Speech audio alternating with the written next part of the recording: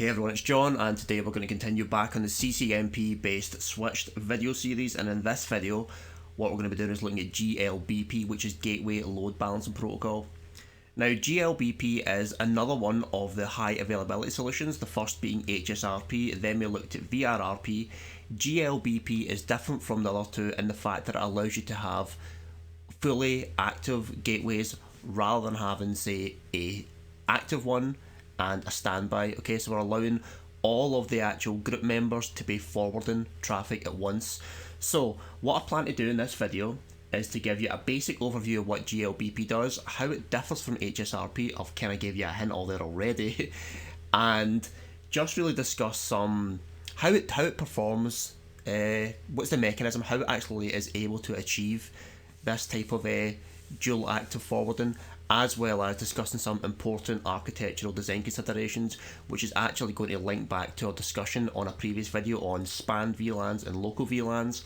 Once that's done, do a simple bit of configuration and then kick on and do it. So with that said, let's just get to the drawing and have a look at what we're going to do. So if we actually pull up our little sketch pad, if you remember, right, okay, from the previous video, in fact, see before I even start, I'm going to change this little drawing just for now. And this might actually give you a hint as to what we're talking about. This should be a layer 2 link for what I'm going to describe here, because what I'm describing first is HSRP. So HSRP, we had a layer 2 link between the two distribution switches, and in the case of switch 3, we had this being the active gateway for VLAN 10.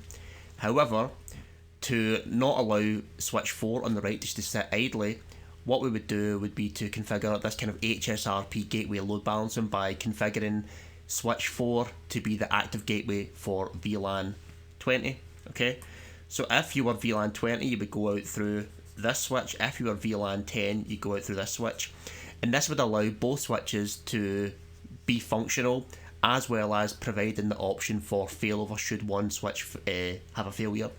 Okay, so we have some kind of load balancing. However, it is per VLAN load balancing, and what I discussed earlier was that, let's say VLAN 10 was a data VLAN and VLAN 20, which is a guest VLAN, which was hardly used. Clearly, because VLAN 10 is far busier, we're going to have this kind of asymmetric traffic flow. We're going to have lots of traffic using the switch on the left, switch 3, as the default gateway, and only the odd device, the guest device, maybe use switch 4 on the right, VLAN 20 as the gateway. So whilst we're getting load balancing, we're not getting a very balanced effect, okay? We're only getting that per VLAN load balancing. And if your VLANs are designed in such a way that they're all being kind of utilised equally, then you will get that load balancing, but let's be honest, that isn't often the case in the real world. So where GLBP comes in, it would allow in this scenario, and what I want to highlight here, and I'll get to why I'm doing this, I've made this link a layer 3 link, and we'll discuss why later on. But what GLBP does, it allows both of these switches to be active, and it's not contingent upon the VLAN, okay? What you can just do is just say, for VLAN 10, I want this to be active, and I want this to be active. For VLAN 20, I want this to be active, and I want this to be active. You can make them everyone active, okay? Now, the way that GLBP does this, it uses something called an AVG and an AVF. The first one, an AVG,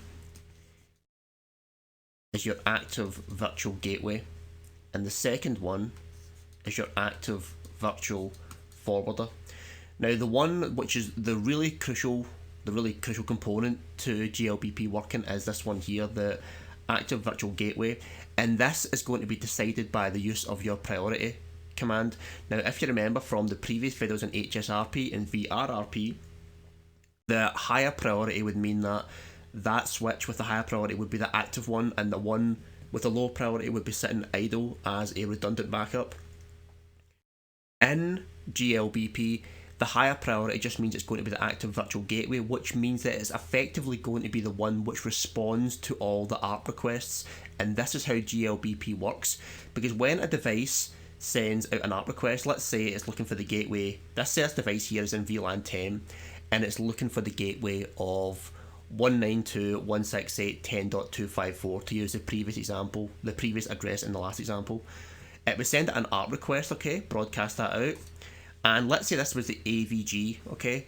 The AVG would say, here's my virtual MAC address, okay, which would be fine, and then it would route the traffic up through here. But let's say this device also, in the same VLAN, sends out the ARP request as well. It says, what's the ARP request for the gateway? This one's going to say, use the MAC address, the virtual MAC address of this one, and therefore this one's going to shoot the traffic up this way, okay? So that is decided by the AVG. The AVG, you're only going to have one per group, but you can have many switches or routers in a group. So say for example, we've only got 2 here, okay, in this group as per our last example, but there's nothing stopping us from having, say, 4 gateways, okay, and you would have maybe, let's say this one here on the left would be the AVG, and the others would be AVFs. They're just basic forwarding. They just get traffic and forward it out, but the one which is doing all the deciding, the one which will decide the load balancing algorithm, the one which will be doing the response to the ARP request will be the AVG, okay? So in the case of this, what an AVG can actually do, it can use this, like I said, this algorithm. Now, you know what, I'll just draw 3 just to keep it simpler now. So let's just say we've got 3 in our group, 3 in the distribution layer. We've got switch 1, switch 2, switch 3. I know in this example we've only got 2 here, but we'll get to that later. Imagine this example we've got 3. So the options which we do have, we can have a weighted option, which would mean that in effect we could say, listen, this is the AVG here, we don't want to have too much traffic, data traffic coming this way, or not too much, but we don't want to overburden it because it's also dealing with all the ARP requests. We want to keep this one stable, so all we want is effectively 20% of the traffic to go out through this gateway, and we want 40% to go through this one and 40% to go through this one, okay? You can do that with GLBP, okay? You can just pretty much say 20% of the traffic goes through here, 40% goes through here, and 40% goes through here, and you get that kind of granular control.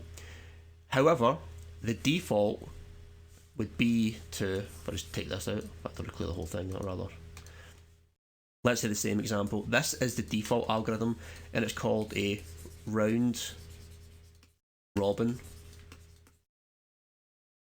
Okay, and what the round robin would be is if you've got a device here, or say a couple of devices here, whatever, what it's going to do is we've got switch 1, switch 2, and switch 3. Pretty much as it sounds, it's going to go, the first one's going to go here, the AVG is going to give its own virtual MAC address to the first, the second ARP request is going to give the switch 2's virtual MAC address, and the third ARP request is going to give switch 3. So in effect, we're going to have a traffic path looking like 1, 2, 3, 4, 5, 6, 7, 8, 9, do you know what I mean? Per ARP request, okay? So it's not fully traffic load balancing, it's per ARP request. This is how GLBP is doing that. So you've got to remember, for the group, you're only going to have one AVG and you're going to have multiple AVFs. And it's kind of like the analogy, what would you say, give me an example, all strawberries are fruits, but not all fruits are strawberries. It's kind of like that in the sense that all AVGs are AVFs, but not all AVFs are AVGs. There's only one AVG per the group, so really remember that, it's very important. So the next thing which I want to touch upon is the architectural considerations of a GLBP implementation. So to do that, I want to pull up the actual other graphic which we had on the HSRP. Now you can see here we've got the layer 2 interconnect between the distribution switches. Now remember what we did with our span VLANs and our local VLANs. Now let's say in the case of switch 3 here, this is going to be the active switch for VLAN 10, and let's just look at it from the point of view of switch 6 here, okay? Let's say we've got a device connected in VLAN 10 here, okay? So what we did with our spanning tree, to ensure, because this was our active gateway here, we wanted to ensure that our root port and spanning tree was pointing to that switch as well, so we would not have inefficient traffic paths. So to do so, we also made this, apart from being the HSRP active, it was also the STP root bridge, okay? That would mean that this would be the root port, and what we'd effectively do is this link here would be blocked, okay? So this is fine in an HSRP or a VRRP environment, okay? Because what's going to happen is whenever we're in VLAN 10 and a device sends traffic up here, it's going to go this way, this way, this way, this way, this way. And we've designed it that way. And like I say, we could use load balancing via different VLANs to send it the other way per VLAN. But in the case of one VLAN, it's always going to go the same direction. Now, what would be the problem? Can you think already? What would be the issue if we had GLBP running here? Okay.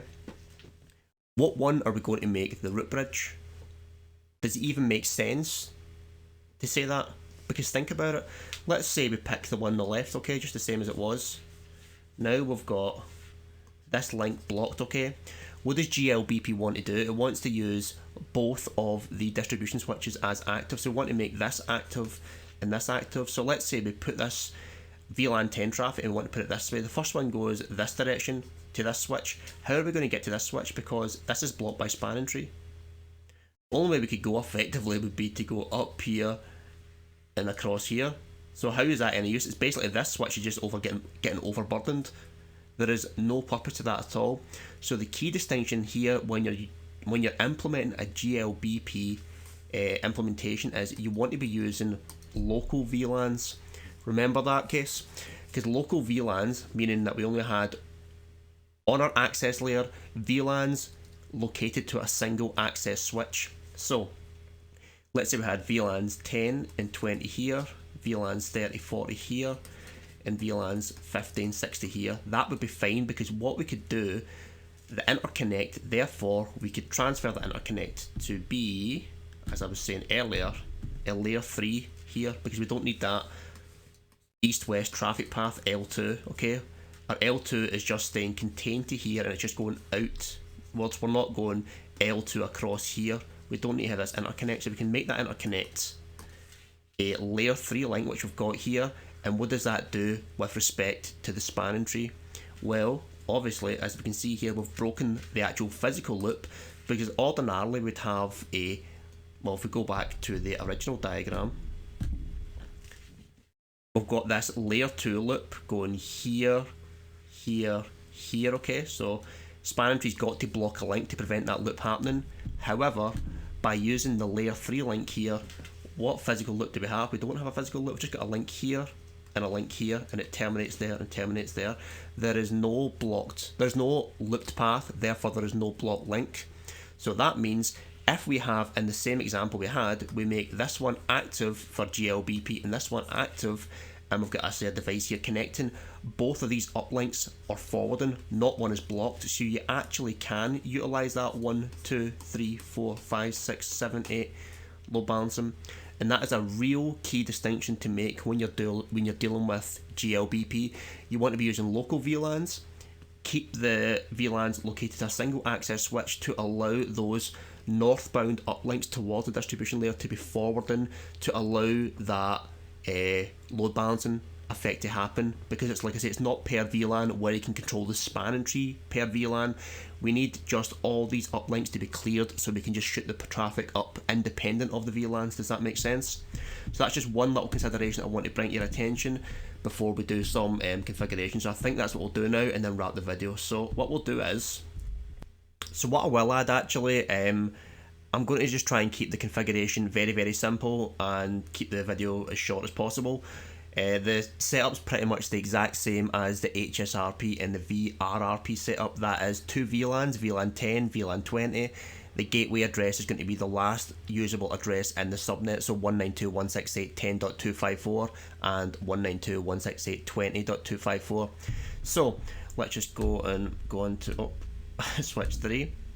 In switch 3, we're going to make the AVG, the active virtual gateway, for both of the VLANs. We don't need to have this emphasis on splitting the load, because the actual load is going to be split by the AVG when it's going to be given its responses into the ARP requests. So we'll do int VLAN 10, and I want you to notice just how similar this configuration is to HSRP and VRRP. There's not much more to it. So we use the keyword rather than standby or VRRP. We're just going to use GLBP and now specify a group number. We're in VLAN 10, so we'll keep it simple and use 10 as well. Now we're going to specify the IP address, and VLAN 10's virtual IP is going to be 192.168.10.254, and that's us. The next thing we're going to do is make this the AVG by giving it the priority of, say, 120. And now because of that, it's going to have the higher priority than the default of 100, and this will assume the position of AVG, i.e. this switch is going to be the one responding to the ARP requests. Okay, so the next thing which I want to kind of impress upon you is that the AVG is the sole switch responsible for dictating the load balancing algorithm. So in the case, this is the AVG, so we want to actually specify the load balancing algorithm, and what you can see here is we can have host dependent, round robin, or weighted. Now host dependent in effect means that the host, whatever the host is, it gets to keep the same gateway. So let's say PC11 here, well, let's say the AVG switch 3 is using a host dependent algorithm, okay, and PC11 sends an ARP request for the gateway, and it gives it, switch 3 gives it its own address. That means every time switch 3 requests that gateway, it's going to go straight across to, every time PC11 sends that ARP for the gateway, it's going to go out through switch 3. Similarly, if switch 3, the AVG, responds to PC12 with switch 4's virtual MAC address, every time PC12 makes that request, it's going to go across switch 4.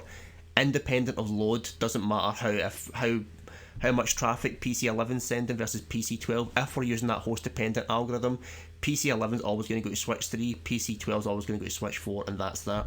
Now, the two others, the second one is round robin. This is your default. This is going to be effectively, it's going to respond to the ARP request on a switching effect, basically left, right, left, right, left, right, left, right, okay? It's just going to split the load one per switch, okay? And if that was, like I say, 3 switches or 4 switches, it would go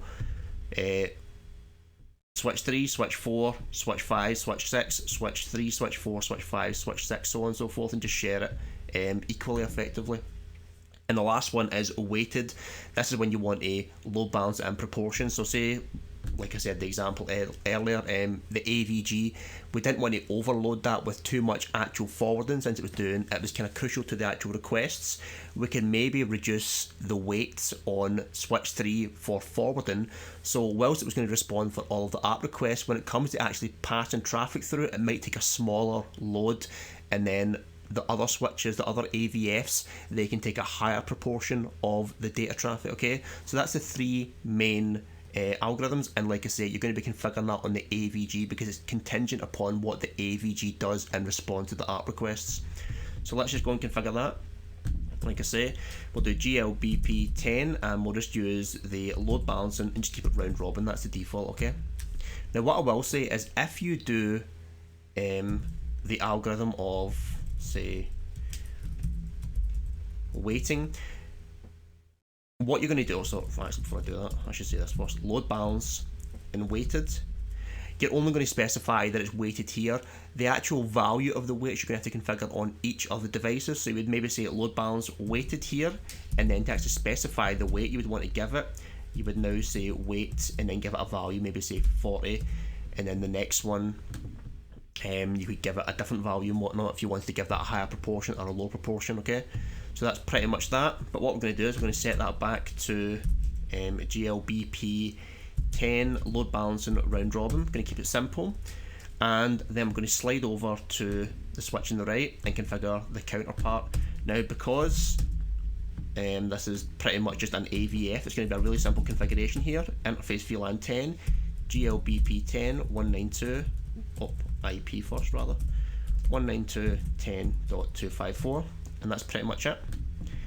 Same again on switch 3, we're going to go interface VLAN 20. Now you can, interface VLAN 20, not 209, and we're going to do GLBP 20 IP 192.168.20.254, and we're going to do GLBP 20 and load balancing round robin. Again, you don't need to configure this because it would automatically be this way, but I'm just showing you anyway. And GLBP 20, we want it to be the AVG, so we're going to make this a priority of 120. and that's pretty much it. And like I say, you can add in other things, which I did in HSRP. You could add in, say, like timers and put milliseconds for 50 hellos, and then a dead time of, say, 150 milliseconds. You can do all this, as well as you can also do your authentication and stuff like that. MD5 or plain text. I'm not going to do all that because it's kind of been demonstrated in previous videos, but it's pretty much the same thing, apart from the keyword is now GLBP rather than VRRP or standby.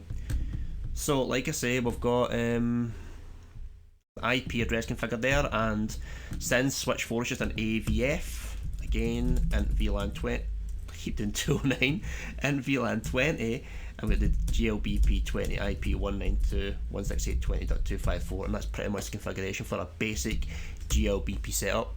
And that's pretty much it. So like I say, I don't want to belabor the point too much. That's the basic outline of your 3 high availability solutions: HSRP, VRRP, and GLBP. GLBP is great, but be aware of the implementation. Be sure to be using local VLANs, and make sure this interconnect is a layer 3 link to allow for that efficient traffic path. Okay doke, so that's pretty much the end of the video, and the next one's going to be on private VLANs, and that's that. So thanks very much, and I'll see you guys soon. Bye bye.